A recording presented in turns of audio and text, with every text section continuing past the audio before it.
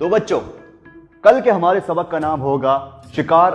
Sir वो बच्चों को लाइब्रेरी के बारे में बता दें। जी बता देता हूं। अच्छा तो बच्चों, एक अनाउंसमेंट करनी थी कि जैसा कि आप सबको मालूम है कि हाल ही में हमारे स्कूल में एक लाइब्रेरी की ओपनिंग हुई है, तो उसके लिए हमें कुछ बुक्स की नीड है।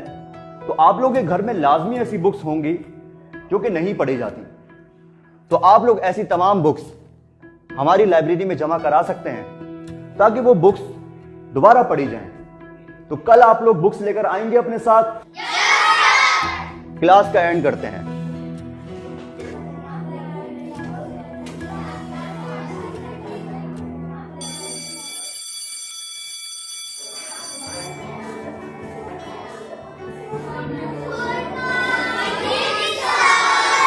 बैठ जाइए।